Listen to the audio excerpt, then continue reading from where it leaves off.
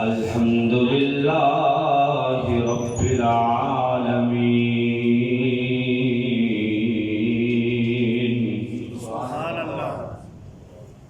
والعاقبة للمتقين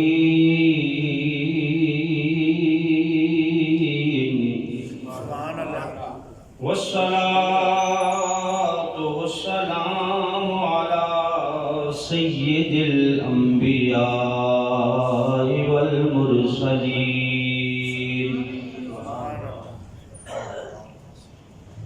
وأصحابه الهادين المهديين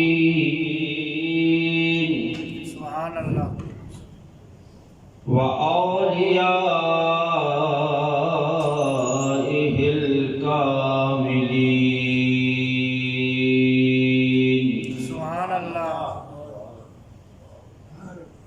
وعلماء أمته وأهل سنته أجمعين.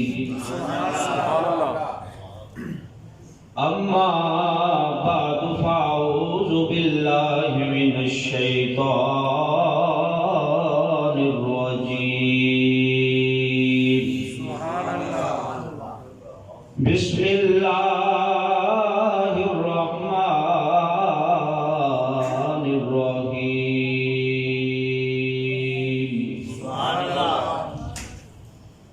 سبحان الذي أسرى بعبده ليلا من المسجد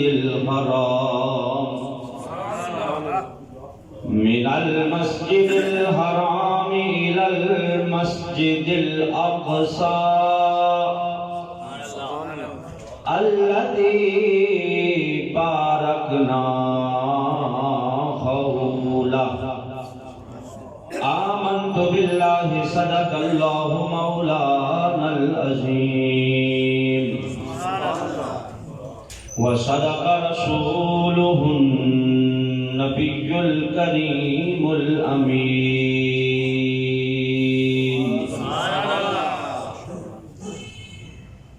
الصلاة والسلام عليك يا رسول الله وعلى آلك وأصحابك يا حبيب الله.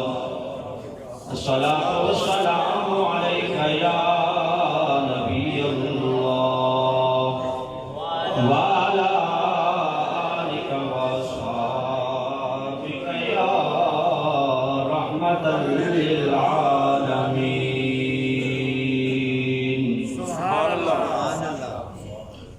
مولاي صل وسلم دائما أبدا على حبيبك خير الخلق كلهم. مولاي صل وسلم دائما أبدا على حبيبك خير الخلق كلهم. مولاي صل وسلم دائما أبدا على حبيبك محمد سيد الكونين والثقلين. محمد سيد الكونين والثقلين والفريقين من عرب ومن أجم. مولاي صل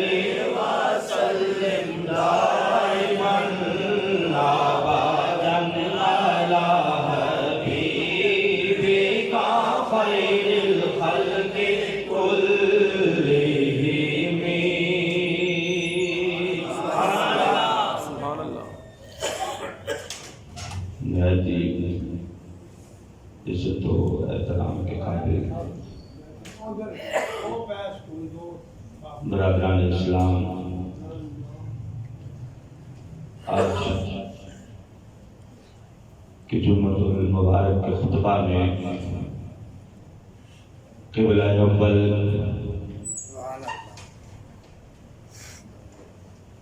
القدس بیت المقدس فلسطین کا دارالخلافہ جسے یروشلم بھی کہا جاتا ہے، اس حوالے سے جو حالات چل رہے ہیں، آج انشاءاللہ العزیز ہم گفتگو کرتے ہوئے قبلہ اول مسجد اقصیٰ اور ان حالات میں وہاں نماز پڑھنے والے نمازیوں کو سلام پیش کریں گے۔ معزز و محترم سامعین حضرات، اللہ نے مسلمانوں کو بڑی عزتیں عطا فرمائی، رفعتیں عطا فرمائی۔ صحابہ اکرام رضوان اللہ علیہ اجمعین نبی کے پاک کے دامن سے وابستہ ہوئے تو اللہ رب العزت نے کیسر و کسریٰ کے خزانے ان کے قدموں میں ڈھیر کر دیے۔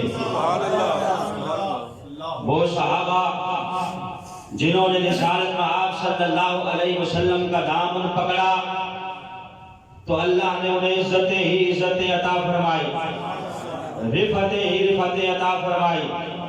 وہ خود کہتے ہیں کہ پہلے ہم سے 5 یا 100 اونٹ نہیں سنبھالے جاتے تھے، اب اللہ نے اتنی عزتیں عطا فرمائی ہیں کہ 22 لاکھ مربع میل کی حکمرانی عطا کر دی ہے۔ تو یہ عزتیں تب تک تھی جب تک رسالت محمد صلی اللہ علیہ وسلم کے دامن کے ساتھ ہم وابستہ رہے۔ اعلیٰ حضرت فرماتے ہیں کہ مومن ان کا کیا ہوا، اللہ اس کا ہو گیا، اور کافر ان سے کیا پھرا، اللہ ہی سے پھر گیا۔ کیوں جناب ابو ہریرہ کیسا تھا وہ جام شیر جس سے 70 صاحبوں کا دودھ سے منہ پھر گیا۔ یعنی مومن سرکار کا ہوا تو اللہ مومن کا ہو گیا، کافر ان سے کیا پھرا، اللہ ہی سے پھر گیا۔ کافر رسالت آپ صلی اللہ علیہ وسلم سے پھرا تو اللہ نے بھی اس سے منہ پھیر لیا۔ تو ایک عرصے تک مسلمان قوم صحابہ کی سپہ سالاری میں انہوں نے راج کیا اور کیسر و کسریٰ کو فتح کیا، یہاں تک کہ دور دراز کے علاقوں پر جا کے اسلام کے جھنڈے لہرائے۔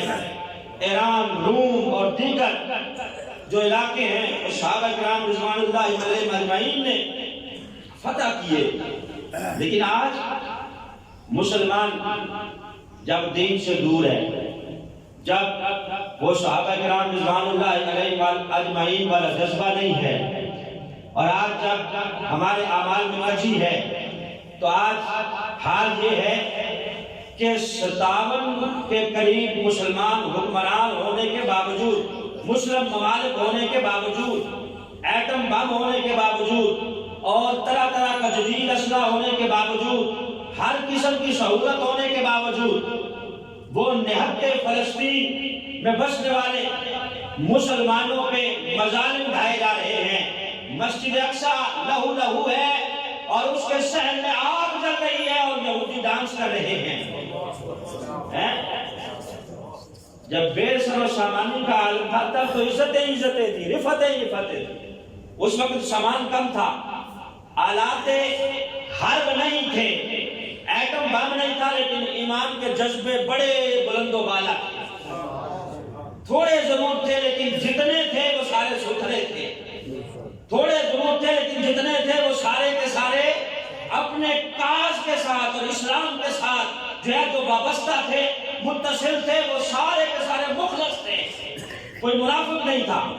تو اللہ نے عزت عطا فرمائی۔ آج 50 سے زائد مسلم ملک ہیں اور وہاں آپ دیکھیں ہم عید منا رہے ہیں، وہاں 60 کے قریب مسلمان شہید ہو چکے ہیں مسجد اقصیٰ میں، بیت المقدس میں۔ بمباری جاری ہے اور ان کے مظالم جاری ہیں، تشدد جاری ہے، قربان جاؤں ان کے حوصلوں کے ویل چیئر پہ بیٹھا ہوا فلسطینی ٹانگیں کٹی ہوئی ہے، پھر بھی ان کافر یہودیوں کے آگے ڈٹا ہوا ہے، اس نے پتھر اٹھا رکھا ہے کہ مار، تو گولی مار، آ ہنر مندہ ہنر آزمائے، تو تیر آزما، ہم جگر آزمائے، آ ہنر مندہ ہنر آزمائے، تو تیر آزما، ہم جگر آزمائے۔ چھوٹے چھوٹے بچے فوجیوں کے آگے ڈٹے ہوئے ہیں، خواتین ڈٹی ہوئی ہیں، یہ ان کا حوصلہ ہے۔ اور دوسری طرف ہمارے حکمران ہیں، ڈھیلے ڈھیلے بیان، مذمتیں، صرف ہلکی پھلکی موسیقی ہے۔ میں نے عید کے خطبے میں بھی کہا تھا کہ یہودی اس طرح باز نہیں آئے گا۔ نبی پاک نے فرمایا کہ یہ پیار کی زبان نہیں سمجھتا، یہودی کبھی پیار سے باز نہیں آتا۔ اگر وہ پیار سے مان جاتے تو سرکار انہیں مدینے سے نہ نکالتے، معاہدہ ہو گیا تھا، لیکن پھر بھی وہ باز نہیں ہے، نکال دو ان کو مدینے سے۔ تو ان کے ساتھ ویسے ہی بات کرنا پڑے گی جیسی بات یہ سمجھتے ہیں۔ تو آپ صرف اور صرف مذمتیں اور ہلکے پھلکے بیانات دے رہے ہیں اور کہہ رہے ہیں ہم مذمت کرتے ہیں، ہم یہ کرتے ہیں، ہم وہ کرتے ہیں۔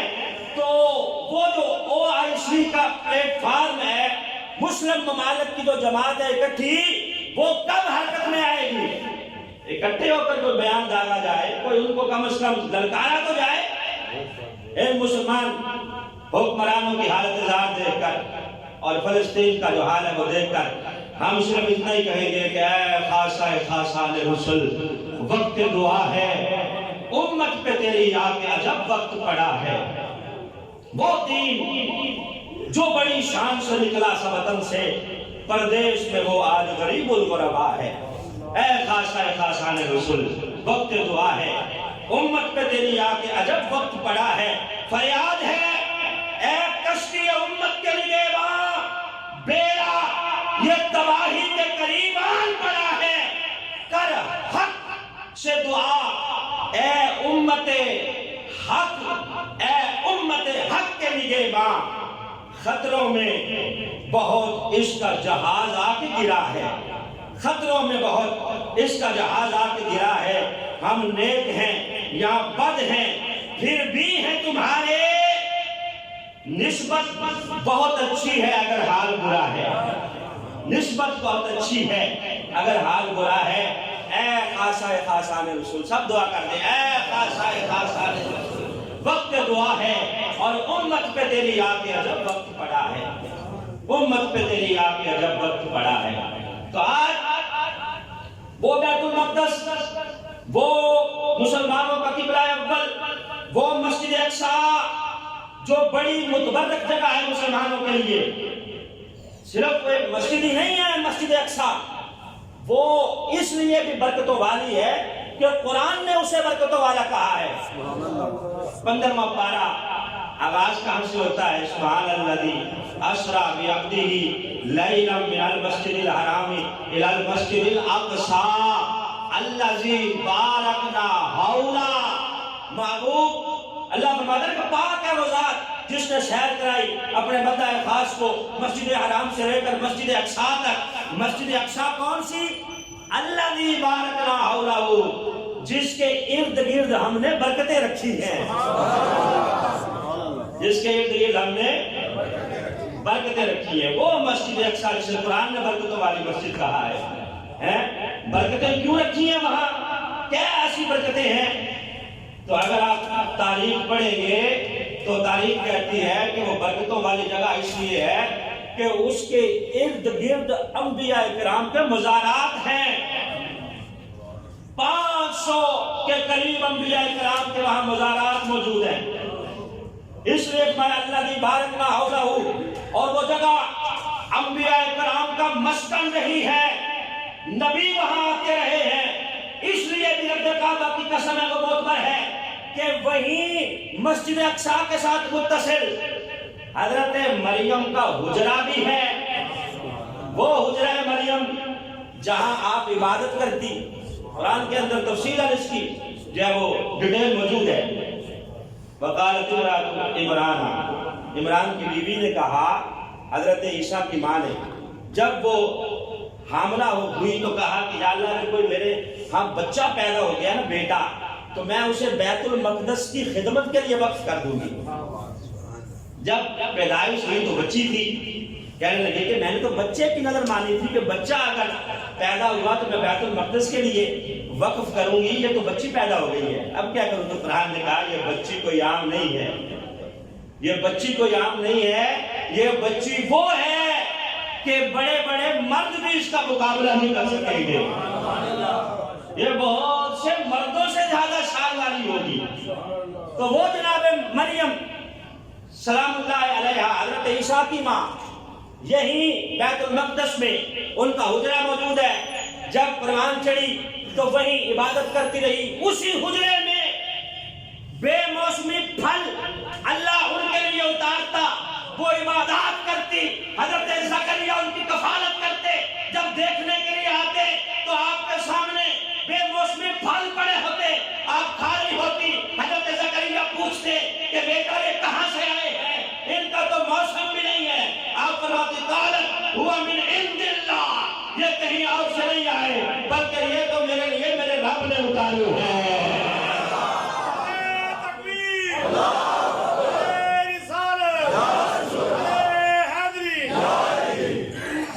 یہی اسی حجرہ میں حضرت جبریل نے جناب مریم کو حضرت عیسیٰ کی بشارت دی. ذرا دیکھیں کہ کتنی مقدس مسجد ہے. یہاں حضرت زکریا کا محراب بھی موجود ہے. اسی وادی میں حضرت سلیمان علیہ السلام کے زمانے میں جو چونٹی کا واقعہ پیش آیا تھا سورہ نمل کے اندر تفصیلاً موجود ہے. سورہ نمل, چونٹی نے غار سے نکل کے جو سردار چونٹی تھی نا اس نے دوسری کیڑیوں کو چونٹیوں کو کہا غار میں گھس جاؤ, سلیمان کا لشکر آ رہا ہے, اس کے لشکر کے جو گھوڑے ہیں اس کے قدموں کے نیچے مچھلی جاؤ گی, مچھلی جاؤ گی. سورہ نمل یہ پورا. اور حضرت سلیمان نے سینکڑوں میل کی مسافت سے اس چونٹی کی آواز کو سن لیا تھا. وہ اپنی چونٹیوں کو خطاب کر رہی تھی. حضرت سلیمان کا یہ حال ہے جو نبی پاک صلی اللہ علیہ وسلم کو امام مانتے ہیں, ان کا یہ مقام ہے. تو امام الانبیاء کا مقام کیا ہوگا؟ دور و نزدیک سے سننے والے وہ کان لالی کرامت کے لاکھوں سلام ہیں. تو بہرحال وہ اتنے مقدس سرزمین کہ وہ چیز بھی وہاں موجود. اور اسی طرح میں نے کہا کہ وہاں مزارات بھی ہیں. اور ایک روایت کے مطابق یہ جو مسجد اقصی ہے اس کو حضرت ابراہیم علیہ السلام نے تعمیر کیا اپنے بیٹے جناب یعقوب کے لیے. انہوں نے مسجد حرام کعبۃ اللہ کی بھی بنیاد رکھی اپنے بیٹے جناب اسماعیل کے لیے. یہ کیسے اللہ کے نبی ہیں, ایک بیٹا مسجد اقصی کا امام ہے, دوسرا مسجد حرام کا امام ہے. کیسی برکتوں والی مسجدیں ہیں جن کے امام دو بیٹے, حضرت یعقوب مسجد اقصی کے امام اور حضرت اسماعیل مسجد حرام کے امام ہیں. ایک روایت کے مطابق انہوں نے بنیاد رکھی, انہوں نے بنائی. لیکن جو صحیح مستند روایت ہے اس کے مطابق بیت المقدس کی تعمیر حضرت داؤد علیہ السلام نے کی. جناب داؤد نے اللہ رب العزت نے جب آپ کو حکمرانی عطا فرمائی تو رب نے پیغام بھیجا حضرت داؤد علیہ السلام کی طرف کہ داؤد مسجد بناؤ, اپنی قوم سے کہو کہ یہ میرا گھر بنائیں, میرا گھر بناؤ. یہ بھی یاد رکھیں کہ پہلے اس کا نام مسجد اقصی نہیں تھا, القدس تھا. قرآن نازل ہونے سے پہلے اسے القدس کہا جاتا تھا, بیت المقدس. انبیاء اسی طرف منہ کر کے نمازیں پڑھتے رہے. خود ہمارے آقا نے 17 مہینے اس مسجد کی طرف منہ کر کے نمازیں پڑھی ہیں. قرآن میں دوسرے پارے کے آغاز میں یہ واقعہ موجود ہے. نبی یہ پاک نماز پڑھا رہے ہیں, مسجد میں مدینہ طیبہ کی مسجد ہے جسے آج کل ذو قبلتین کہتے ہیں. میں نے الحمدللہ زیارت کی ہے, آپ میں سے بھی اکثر نے کی ہوگی. ذو قبلتین مسجد ہے, وہاں سرکار نماز پڑھا رہے ہیں. اب مسجد حرام ادھر ہے, سمجھے کہ اپوزٹ ہے, مسجد اقصی ادھر ہے. سارے صحابہ ادھر منہ کر کے کھڑے ہیں, امام آگے ہے, نبی پاک صلی اللہ علیہ وسلم کا منہ ادھر کو ہے. سرکار نماز پڑھاتے ہوئے آسمانوں کی طرف دیکھ رہے ہیں بار بار. اللہ فرماتا ہے محبوب ہم آپ کا چہرہ آسمانوں کی طرف اٹھتا ہوا دیکھ رہے ہیں اور ہمیں لگا ہے آپ چاہتے کیا ہیں. فَوَلِّ وَجْهَكَ شَطْرَ الْمَسْجِدِ الْحَرَامِ, ہم یہ حکم دے رہے ہیں آپ کی منشا کے مطابق کہ اسی نماز کے دوران مسجد اقصی سے منہ پھیر لو اور مسجد حرام کی طرف کر لو. فَوَلِّ وَجْهَكَ شَطْرَ الْمَسْجِدِ الْحَرَامِ, کہ اب نماز جو آپ پڑھا رہے ہیں نا, اس کے مکمل ہونے کا بھی انتظار نہ کرو محبوب, ہم دیکھ رہے ہیں. آپ کا دل یہی چاہتا ہے نا کہ مسجد حرام قبلہ بن جائے, کعبۃ اللہ قبلہ بن جائے, تو اسی نماز میں منہ پھیر لو. اب آپ دیکھیں کہ وہ نماز کا منظر کیسا ہوگا. امام وہاں ہے, صحابہ کے منہ ادھر کو ہے. اب امام وہاں سے چلا ہے, یہاں آیا ہے, اور کیا ہو رہی ہے, نماز ہو رہی ہے. کسی صحابی نے مخالفت نہیں کی کہ یہ کیا ہوا, سرکار نے اچانک ادھر کیوں آ گئے ہیں. سارے صحابہ نے پیچھے نبی پاک صلی اللہ علیہ وسلم کے اقتدا کر کے مسجد حرام کی طرف منہ کر لیا. مسجد حرام کی طرف سب نے منہ کر لیا. وہ اب دیکھنا چاہتا ہے کہ دیکھو کون ہے جو محبوب کی اقتدا کرتا ہے اور کون ہے جو مخالفت کرتا ہے. تو سارے صحابہ نے منہ مسجد حرام کی طرف کیا. مسجد ذو قبلتین مدینہ طیبہ میں آج بھی موجود ہے, جہاں حکم ہوا تھا کہ مسجد اقصی کو چھوڑ کے مسجد حرام کی طرف منہ کر لیا جائے. تو مسجد اقصی کی فضیلت یہ بھی ہے کہ نبی پاک صلی اللہ علیہ وسلم نے ادھر منہ کر کر کے نمازیں پڑھی ہیں. اور ایک فضیلت جو سب سے بڑی اس مسجد کو حاصل ہے وہ کیا ہے, جو میں نے آیت پڑھی ہے شروع میں, معراج کیا اللہ نے حکم ارشاد فرمایا کہ من المسجد الحرام الی المسجد الاقصی, ہم نے سیر کروائی ہے مسجد حرام سے مسجد اقصی تک. اور مسجد اقصی میں سرکار نے جب قدم رنجہ فرمائے ہیں, رب کعبہ کی قسم ہے اس کی عزتوں میں اور اضافہ ہو گیا ہے. اور وہاں صرف نبی پاک ٹھہرے نہیں ہیں بلکہ کیا کیا ہے, آج بھی وہ مصلی وہاں موجود ہے جہاں کھڑے ہو کے سرکار نے نماز پڑھائی ہے, اور سارے انبیاء پیچھے مقتدی ہیں, امام الانبیاء آگے مصلی پہ ہے. رب کعبہ کی قسم ہے سرکار کو اگر امام الانبیاء کا خطاب کیا ہے تو وہ اسی مسجد اقصی میں ملا ہے. امام الانبیاء بنے یہی مسجد اقصی میں, جو آج لہو لہو ہے اور پکار رہی ہے, جس کی صفیں جل رہی ہیں, جہاں آگ لگی ہوئی ہے اور گولے برسائے جا رہے ہیں. جرم کیا ہے کہ یہاں نمازیں کیوں پڑھتے ہیں؟ اسی مسجد میں سرکار نے انبیاء کو امامت کروائی, اور پھر وہیں کھڑے ہو کے نبی پاک نے خطاب کیا نبیوں سے. جلسہ ہوا, جناب جبریل اسٹیج سیکٹری بنے, بلا رہے ہیں کہ اب فلاں نبی آ رہے ہیں, اب فلاں آ رہے ہیں, فلاں آ رہے ہیں. سارے انبیاء خطاب کر رہے ہیں, اپنے اپنے اوصاف حمیدہ بیان کر رہے ہیں. کسی نے کہا میں صفی اللہ ہوں, کسی نے کہا میں ذبیح اللہ ہوں, کسی نے کہا میں خلیل اللہ ہوں. سارے نبی اپنے اپنے اوصاف حمیدہ کا تذکرہ کر رہے ہیں. سرکار کی باری آئی تو آپ نے کھڑے ہو کے خطاب کیا کہ الا انا حبیب اللہ, سنو مجھے اللہ نے اپنا حبیب بنا لیا ہے.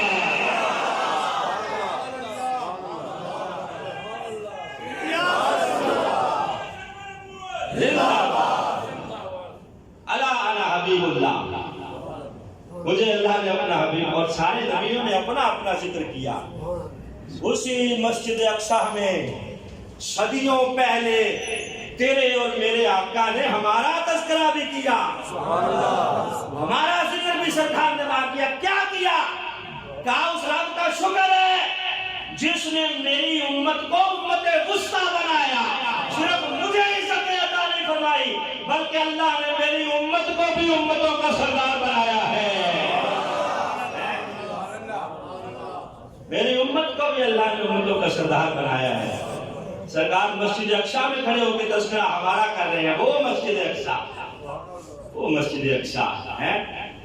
اب حضرت داؤد کو حکم ہوا کہ اپنی قوم سے کہو ذرا مسجد کی تعمیر کرے۔ اب قوم جو ہے وہ حد حرام کہنے لگی ہم تو نہیں بنائیں گے، کون مشقت کرے؟ اچھا جب انہوں نے انکار کر دیا تو اللہ رب العزت نے فرمایا کہ ان کو کہہ دو کہ پھر آپ عذاب کے لیے تیار رہیں، تیار رہیں عذاب کے لیے۔ اللہ نے 3 آپشنز دی، کہا ان کی طرف میں 3 قسم کے عذاب بھیجوں گا۔ نمبر 1، یا 3 سال تک ان کے اوپر قحط سالی رہے گی، اس کو برداشت کر لیں، یا 3 مہینے تک خوف میں مبتلا رہیں گے، جنگ ہوتی رہے گی اور خوف ان کے اوپر طاری رہے گا، یا 3 دن تک موت کا عذاب ان پہ نازل کروں گا۔ کہا پوچھ لو ان سے کہ کون سا یہ پسند کرتے ہیں۔ وہ قوم ظاہرہ مشکلی قوم تھی، اس نے کہا کہاں سے عذاب آنا ہے، یہ تو ویسے ہی ہمیں ڈرایا جا رہا ہے۔ بہرحال ان کے وڈیروں نے فیصلہ کیا کہ یہ جو قحط سالی ہے یہ بھی ہم سے برداشت نہیں ہوگی۔ لڑے بھی کون جو ہوگی، میں نے کہا بزدل قوم ہے، بزدل، لڑے لڑیں گے نہیں ہم۔ انہوں نے کہا کہ کون لڑے گا، کون کہاں سے لشکر آئیں گے، 3 مہینے تک ہم لڑتے رہیں گے، ہم پاگل ہیں؟ کہا نہیں لڑیں گے نہیں۔ کہا اچھا پھر تیسری آپشن ہے موت کے لیے تیار ہو جو 3 دن تک موت کا عذاب آئے گا۔ چلو ٹھیک ہے یہ دیکھ لیں گے جب آئے گا۔ اللہ کے نبی حضرت داؤد نے کہا کہ ٹھیک ہے یا اللہ اگر تو عذاب میں ان کو مبتلا کرنا چاہے تو یہ عذاب جو ہے موت والا اس کے اوپر یہ ایگری ہے۔ اچھا اب ہوا یہ کہ طاعون کی بیماری پھیلی، طاعون کی بیماری، اور وہ وبا اس طرح پھیلی، ہزاروں یہودی ایک دن مر رہے ہیں، ہزاروں دوسرے دن، ہزاروں اب لاشیں پڑی ہیں، گل رہی ہیں، سڑ رہی ہیں، کوئی اٹھانے والا نہیں، کوئی اٹھانے والا نہیں ہے۔ اور جب پھر مشکل آتی ہے نا، مشکل پھر بھاگتے ہیں لوگ اللہ کی طرف۔ انڈیا میں نہیں دیکھا کہ کیا حال ہے، چتیں جلا جلا کے وہ تھک گئے ہیں، لکڑیاں ختم ہو گئی، ان کی مردے ختم نہیں ہو رہے ہیں۔ اب ان کو یاد آ رہا ہے کہ واقعی یہ ہمارے بھگوان جھوٹے ہیں، وحدہ لا شریک ہے جو شفا دیتا ہے۔ اب وہ اپنی مورتیاں بھی توڑ رہے ہیں اور یہ بھی کہہ رہے ہیں کہ اے نبی پاک صلی اللہ علیہ وسلم ہمارے اوپر کرم فرماؤ۔ سرکار دو عالم صلی اللہ علیہ وسلم کی طرف بھی اب وہ توجہ کر رہے ہیں۔ تو اب جب عذاب آیا، اب قوم کو پڑ گئے لالے، جب لاشیں پڑی ہیں، تغفر اٹھ رہا ہے، حضرت داؤد کو رحم آ گیا، یا اللہ رحم فرما، اتنی یہ طاقتور قوم تھی، صحت مند قوم تھی، اب یہ مر رہی ہے۔ اللہ نے فرمایا چل ٹھیک ہے میرے نبی تیری دعا قبول کرتا ہوں، لیکن شرط پھر بھی وہی ہے کہ یہ مسجد بنائیں گے تو بچیں گے۔ ہم کہتے ہیں بابا آ گئی ہے مسجد ویران کر دو، بند کر دو، کرونا آ گیا مسجدوں کو تالے لگا دو، فاصلہ کر دو 3 فٹ کا، اس نے ایگریمنٹ کیا ہوا ہے 3 فٹ کے فاصلے سے حملہ نہیں کرے گا۔ کرونا کا ایگریمنٹ ہوا ہے نا ہمارے ساتھ، اور جیسے یہ بھی ایگریمنٹ ہوا ہے کہ منڈیوں میں وہ کچھ نہیں کہتا اور یہ مسجدوں کی طرف وہ زیادہ دوڑتا ہے۔ بازاروں میں اس کو کوئی مسئلہ نہیں ہے، کوئی ایشو نہیں ہے۔ کہا یہ وبا تب جائے گی جب مسجد بنائیں گے، اللہ کا گھر بنائیں گے، تو جب وبائیں آئیں اللہ کے گھر ویران نہیں کیے جاتے بلکہ بسائے جاتے ہیں، گریہ وزاری کی جاتی ہے، اللہ سے دعا مانگی جاتی ہے۔ رب کعبہ کی قسم ہے یہ مساجد ہی ہیں جن کے بارے میں قرآن نے کہا ہے کہ یہاں آ کے اللہ کو پکارو، فلا تدعوا مع اللہ، فلا تدعوا مع اللہ، اللہ کو پکارو یہاں آ کے مساجد میں اللہ کا ذکر کرو۔ تو کیا کہا کہ بچیں گے تب مسجد بنائیں گے تو جہان چھوٹے گی۔ اب دعا قبول ہوئی، عذاب ہٹا، اب قوم کہنے لگی اے داؤد ہم مسجد بنانے کے لیے تیار ہیں، اب ہم مان گئے، مسجد بن رہی ہے، القدس بیت المقدس کا یہ میں پس منظر عرض کر رہا ہوں کس طرح بن رہی ہے۔ وہ بڑے بڑے سردار بھی پتھر اٹھا کے لا رہے ہیں، 7 سال اس کی تعمیر ہوتی رہی، 33 سال حکمرانی کی حضرت داؤد نے وہاں اس سرزمین پر آپ بادشاہ رہے، 7 سال۔ تعمیر ہوتی نہیں مسجد کی، تعمیر مکمل نہیں ہوئی، حضرت داؤد علیہ السلام کا وصال ہے۔ اب ان کے بیٹے حضرت سلیمان علیہ السلام، سلیمان، جناب سلیمان تخت نشین ہوئے تو انہوں نے اس کی تعمیر کی، اسی حکم کی، مسجد کو تکمیل تک پہنچانے کے لیے کام آگے شروع کروایا، آگے اس کام کو بڑھایا۔ اور آپ کا کام کروانے کا انداز یہ تھا کہ بادشاہ تھے نا، اور جنات پہ بھی حکمرانی تھی، جنوں کو آرڈر دیا، اب جن بھی اٹھا کے پتھر لا رہے ہیں اور اللہ کا گھر بن رہا ہے،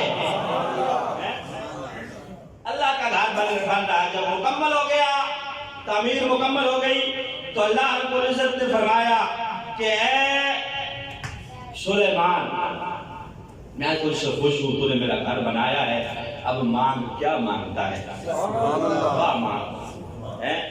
تو آپ نے ہاتھ اٹھا دیے کہ یا اللہ، میں جو فیصلہ کروں، پہلی میری دعا یہ ہے کہ جو فیصلہ کروں وہ تیرے حکم کے تابع ہو، مجھے فیصلے اپنی رضا کے مطابق کرنے کی توفیق دے دے۔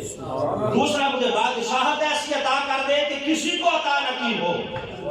تیسری دعا یہ مانگی کہ یا اللہ، یہ جو میں نے تیرا گھر مسجد اقصی القدس بنایا ہے، یہاں جو بھی داخل ہو وہ آ کے دعا مانگے، گناہوں سے لتھڑا ہوا ہے، جب جائے تو مولا اس کے سارے گناہ معاف ہو چکے ہوں، سارے گناہ اس کے معاف ہو چکے ہوں۔ جو بھی اس مسجد میں آ کے دعا مانگے، اس کے سارے گناہوں کو یا اللہ معاف فرما دینا۔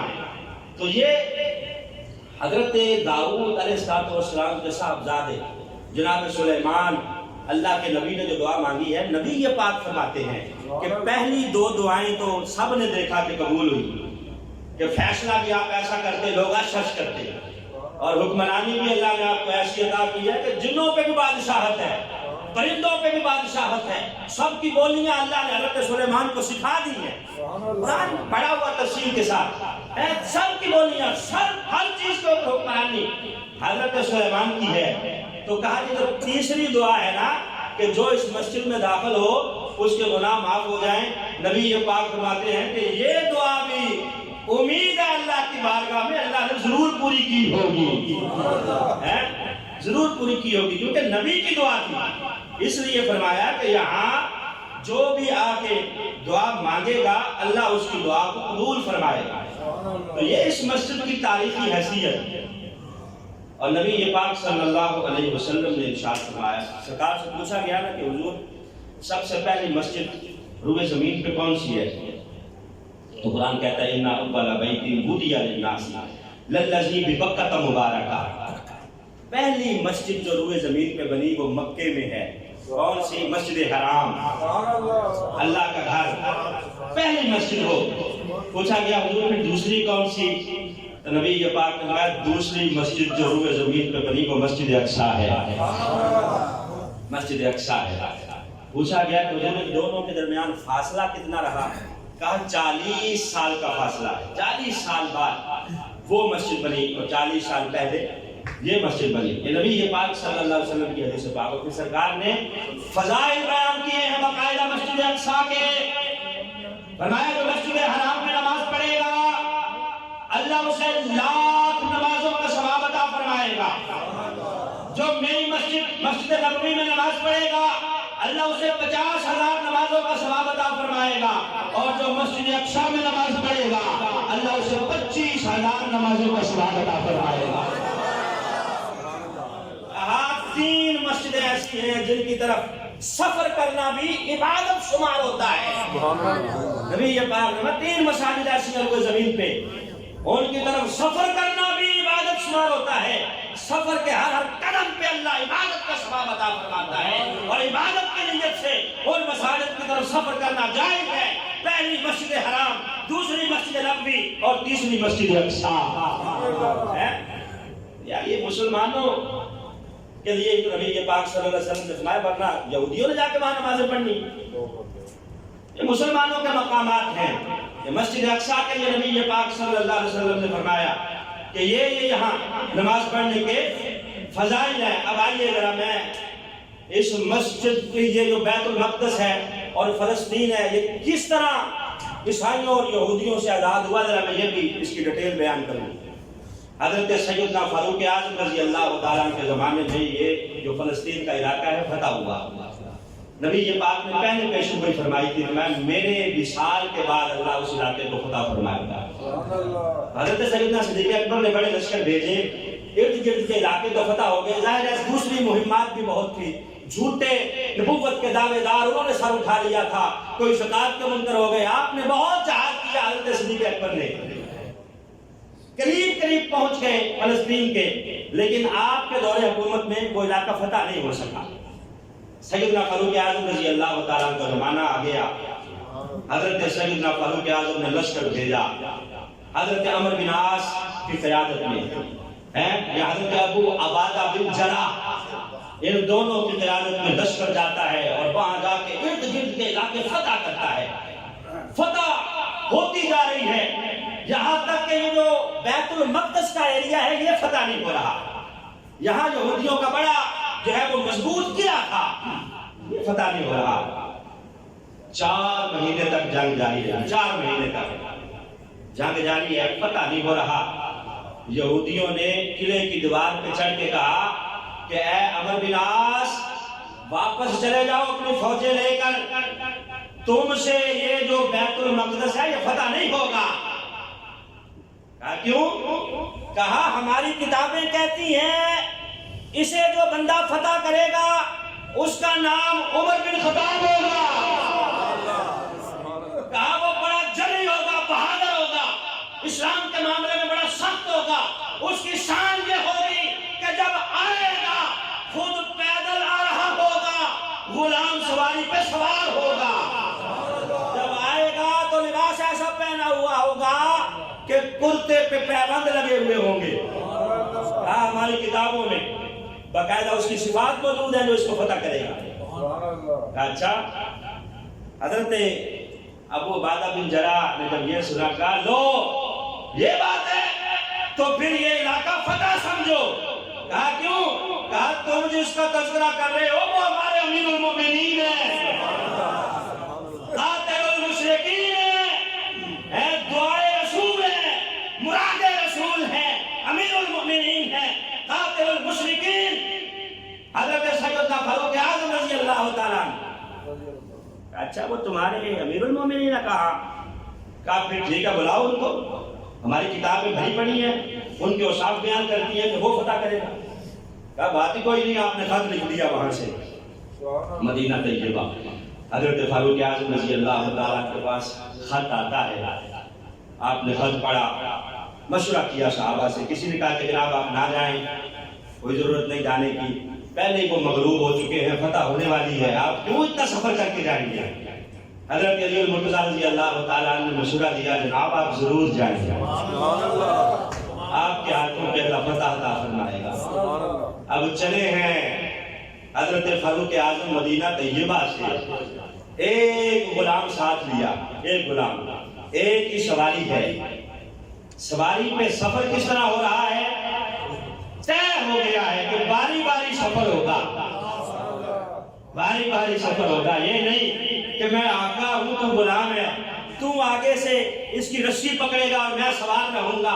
کہا نہیں، غلام سے کہا کہ کبھی میں سوار ہوں گا، جب تو چل کے تھک جائے گا تیری باری آئے گی تو تو سوار ہوگا، میں آگے سے رکاب پکڑوں گا، اس طرح ہم سفر کریں گے۔ اب سفر طے ہوتا جا رہا ہے، جب قریب پہنچے نا بیت المقدس کے، سوار ہونے کی باری غلام کی ہے اور پیدل چلنے کی فاروق اعظم کی ہے۔ غلام کہتا ہے جناب غلام حاضر ہے، آپ آ جائیں، لوگ کیا کہیں گے کہ غلام سواری پہ ہے، آقا پیدل آ رہا ہے۔ کہا سنو، میں لوگوں کے کہنے پر اپنا عدل کا نظام خراب نہیں کر سکتا۔ لوگوں کی کیا پرواہ ہے، لوگ تو کہتے رہتے ہیں، ہمیں فکر ہوتی ہے کہ لوگ کیا کہیں گے، لوگ کیا کہیں گے، میں نے داڑھی رکھ لی ہے، لوگ کیا کہیں گے۔ کیا چھوڑو لوگوں کو، میں لوگوں کے کہنے پر اپنا انصاف کا نظام خراب کر دوں؟ کہا نہیں، انصاف اور عدل کا تقاضا یہی ہے کہ اب سوار ہونے کی باری تیری ہے، تو سوار ہو کے چل۔ جناب اچھا پھر ایک تو میری خواہش آپ قبول کر لیں جناب، آپ کپڑے ہی بدل لیں، کپڑے بدلنے پیبند لگے ہوئے ہیں، گرد و آلود ہے، آپ جائیں تو شاہانہ طریقے سے جائیں، پتہ لگے امیر المومنین آ رہے ہیں۔ کہا یار تو کپڑے بدلنے کی بات کرتا ہے، میں تو یہاں دل بدلنے آیا ہوں، اب کپڑے کیا بدلنے ہیں، جہاد کے لیے آیا ہوں، کوئی ضرورت نہیں ہے۔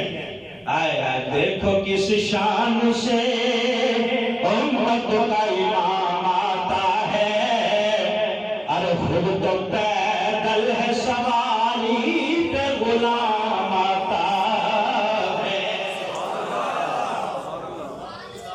آج ہمارے کہانوں کے پروٹوکول ہی ختم نہیں ہوتے، ایمبولینس میں مریض مرتا مر جائے، دھوپ ہے، موٹر سائیکل پہ لوگ کھڑے رہے، اس میں گزرنا ہے، گھنٹہ لگتا ہے تو لگ جائے، افطاری کا ٹائم ہے تو کوئی بات نہیں۔ پھر کیا ہوا، بزدار صاحب یہاں سے گزریں گے، بزدار، بز کہتے ہیں فارسی میں بکری کو، دار کہتے ہیں رکھنے والا، بکریاں رکھنے والا، یہ بلوچوں کی ایک قسم ہے بزدار کو، ان بلوچوں کو کہا جاتا تھا بزدار جو بکریاں چراتے تھے، بزدار، بز بکری، دار بکریاں چرانے والا، یہ بکریاں چرانے والا ہمارا وزیر اعلیٰ بنا دیا، پتہ ہی کوئی نہیں، سارا ستیاناش کر دیا انہوں نے۔ بہرحال میں اس موقع پر ان کا ذکر کر کے یہ آج کی مجلس اور محفل کو خراب نہیں کرنا چاہتا، جہاں ہم ہیں میں وہیں رہنا چاہتا ہوں۔ تو کیا ہائے ہائے فاتح فلسطین، بیت المقدس کو فتح کرنے والا امیر المومنین سیدنا فاروق اعظم رب کعبہ کی قسم ہے، شان یہ ہے کہ اگر خط لکھے دریائے نیل کو تو دریائے نیل بھی خط پڑھ کے بہنا شروع کر دے، اور شان یہ ہے کہ ایک علاقے میں آگ لگی ہوئی ہے، لوگ آ گئے امیر المومنین کے پاس کہ جناب آگ بجھتی نہیں ہے، آگ بجھ نہیں، کیا کریں، آپ ذرا آئیں آ کے دعا مانگیں۔ کہا میرے پاس ٹائم نہیں ہے، یہ میرا کرتا لے جاؤ جا کے آپ کو دکھا دو،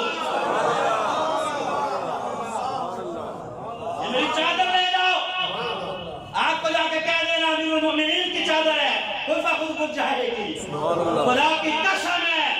ایسا ہی ہوا، چادر جا کے لہرائی گئی، آگ جو سارے علاقے کو گھیرے ہوئے تھی فوراً اس نے بند ہونا شروع کر دیا۔ ان کے زمانے میں آیا ہے زلزلہ مدینہ کی زمین پہ، آپ نے زمین پہ کوڑے مارنا شروع کر دیے، کہا ٹھہر جا، کیوں ہل رہی ہے، کیا تیرے اوپر میں عدل نہیں کرتا،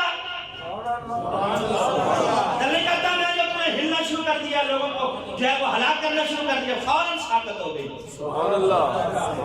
مقام یہ ہے کہ ایک بڑھیا کو اس کے مالک نے بھیجا ہے کہ یہ تیل کی شیشی بھروا لاؤ، خرید لاؤ تیل، وہ تیل لے کے آ رہی ہے، بیچاری ہاتھ سے گر گئی وہ بوتل، اور وہ سارا تیل زمین میں جذب ہو گیا۔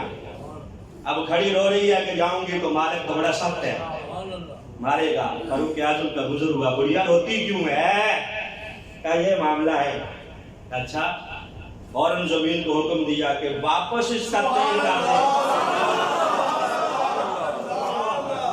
اس کا تیل واپس کر۔ یہ حضرت فاروق اعظم ہے، شان اللہ نے یہ عطا فرمائی ہے۔ اور بیت المقدس میں داخل کس طرح ہو رہے ہیں فتح کرنے کے لیے، خود تو پیدل ہے سواری پہ غلام آتا ہے، مل کے پڑھو، دیکھو کس شان سے امت کا امام آتا ہے، ارے خود تو پیدل ہے سواری پہ غلام آتا ہے۔ آپ آگے بڑھے، القدس کے قریب پہنچے، یہودی بھی کھڑے دیکھ رہے ہیں اور قرآن کے ورقے پلٹ رہے ہیں، صفات پڑھ رہے ہیں اس بندے کی جس نے آنا ہے اور آ کے اس علاقے کو فتح کرنا ہے۔ جب آپ قریب پہنچے تو ان کا سب سے بڑا مولوی یہودیوں کا سردار، سب سے بڑا پینچ اور کھڑ پینچ آگے بڑھا، کہا آپ آئے ہیں مدینہ سے؟ حضرت فاروق اعظم کی طرف مخاطب کہا ہاں میں آیا ہوں۔ پیوند دیکھ رہا ہے، 13 پیوند لگے ہیں کتے پہ، 13 پیوند لگے ہوئے ہیں۔ کہا آپ کا نام عمر ہے؟ کہا پھر یہ اوپر کون بیٹھا ہے؟ کہا یہ میرا غلام ہے۔ غلام کو اوپر بٹھایا، خود پیدل کیوں؟ کہا باری اس کی تھی اس لیے یہ بیٹھا ہے۔ کہا اچھا، جب دیکھا نا چہرہ اور وہ سب کچھ دیکھا تو کہا یہودیوں قلعے کی دیواروں سے نیچے اتر آؤ، آ جاؤ، ہماری کتابوں میں جس کا تذکرہ موجود ہے وہ آ گیا ہے۔ کہا جناب یہ بیت المقدس کی چابیاں ہیں، ہم غلامی کریں گے اور آپ کی خدمت کریں گے۔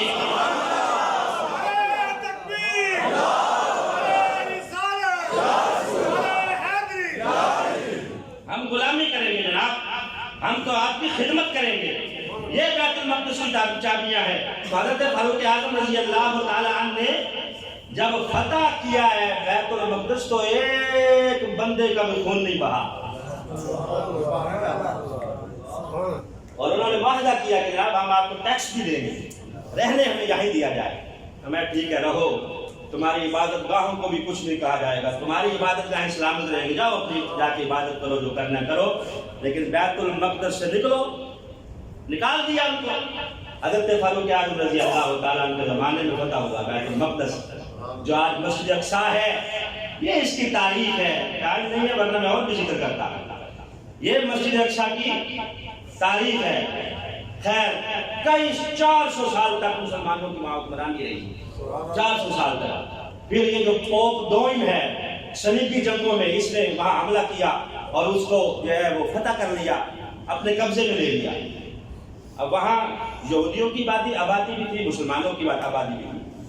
یہودی کل آبادی کا 33% تھے، کل آبادی کا 33%۔ مسلمانوں کی آبادی زیادہ تھی۔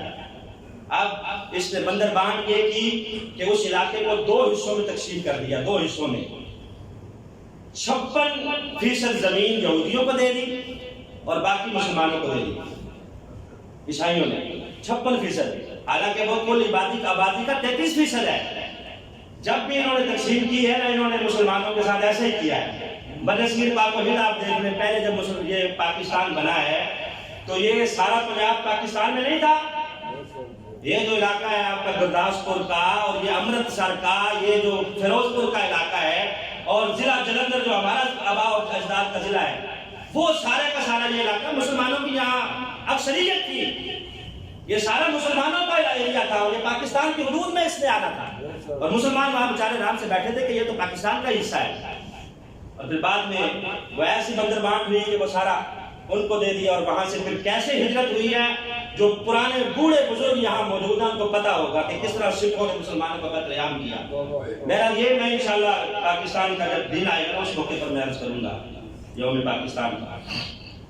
تو اب کیا ہوا، 14 مئی آج کے دن 1948 کو وہ جو 2 حصوں میں تقسیم ہوا تھا، 14 مئی 1948 کو یہ اسرائیل کی وہاں بنیاد رکھی گئی۔ اسرائیل کی ایک طرف فلسطین، ایک طرف اسرائیل۔ یہ جو بیت المقدس کا ایریا تھا یہ مسلمانوں کے پاس تھا، لیکن بعد میں انہوں نے زبردستی اس کے اوپر قبضہ کیا۔ جو آج مسجد حرام ہے، مسجد اقصیٰ، کئی علاقوں پر اس میں انہوں نے قبضہ کیا۔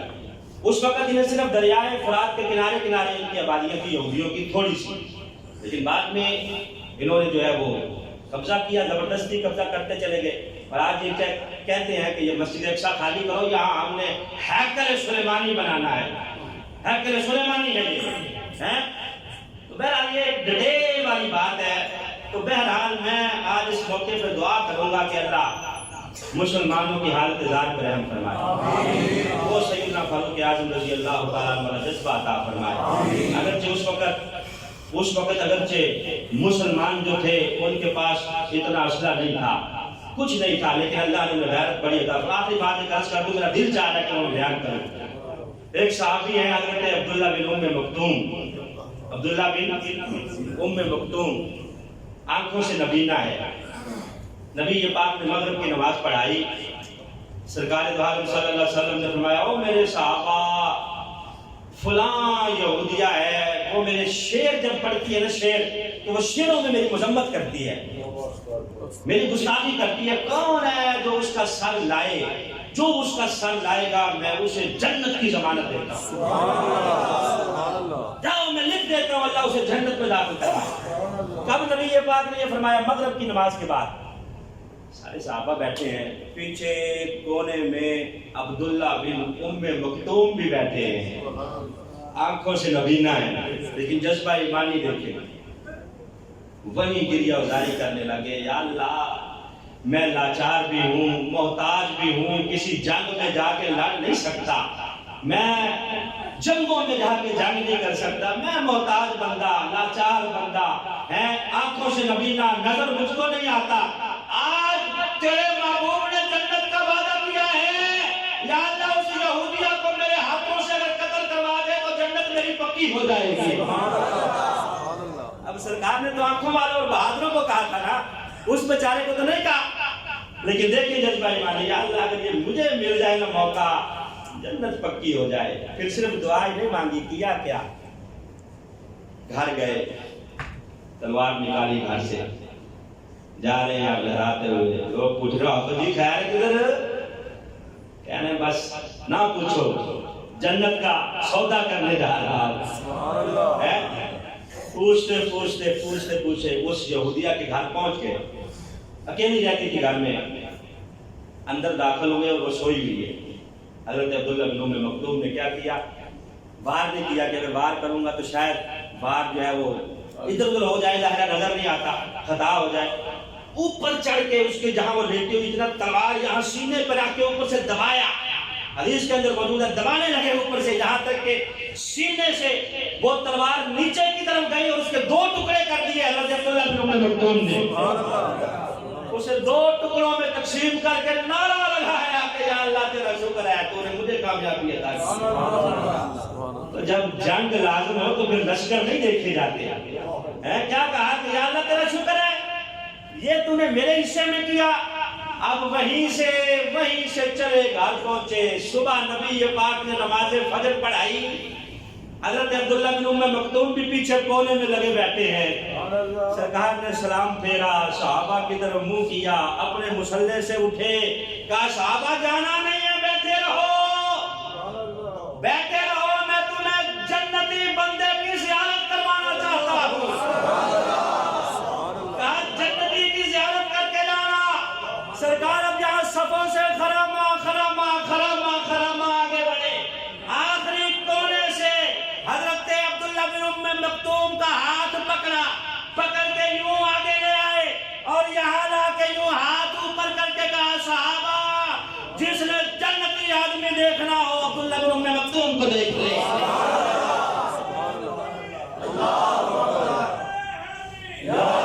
نعرہ کوئی تگڑا لاؤ، میں ادھر زور کا چڑھیا دب کے نعرہ نعرہ